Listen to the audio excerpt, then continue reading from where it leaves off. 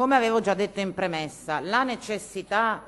dei datori di lavoro di avere più dipendenti di quelli pre-crisi non può essere una giustificazione che noi proviamo neppure a portare rispetto a un fenomeno così gravoso.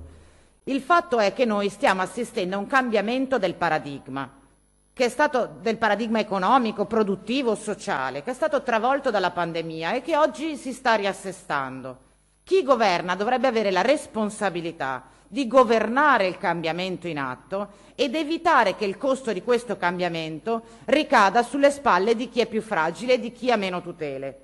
Ora, il fatto che sembra che vengano applicate queste cosiddette clausole capestro, cioè un lavoratore già viene assunto a tempo determinato, quindi presta manodopera in maniera precaria, in più non è neppure libero di ricollocarsi sul mercato perché il datore di lavoro lo obbliga a pagare una penale. Lei capisce bene, Assessore, che non è un fenomeno, diciamo, contingente in questo contesto. Rischia di essere un fenomeno che mina alle fondamenta il concetto della tutela del lavoro dipendente, che presta un servizio ma che non è un servo a disposizione del datore di lavoro. Anche la questione della ricollocazione del progetto GOL, iniziative bellissime, peraltro finanziate dall'Europa e dallo Stato, ma qua non siamo di fronte a una necessità di ricollocare persone,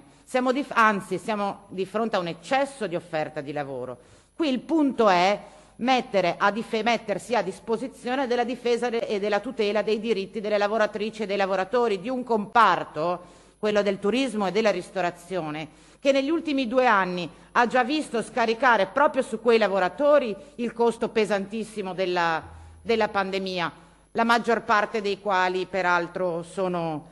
donne. Io so perfettamente che i contratti di lavoro sono di competenza, diciamo, delle parti, ma siccome sono convinta che la bilateralità possa essere uno strumento utile per costruire le condizioni per uno sviluppo migliore anche del mercato del lavoro, io penso che la Regione dovrebbe attivare immediatamente un monitoraggio della situazione descritta, contribuire alla tutela dei lavoratori, costruire le condizioni per cui anche i soggetti che oggi sono disponibili a lavorare possano farlo nel pieno rispetto dei loro diritti.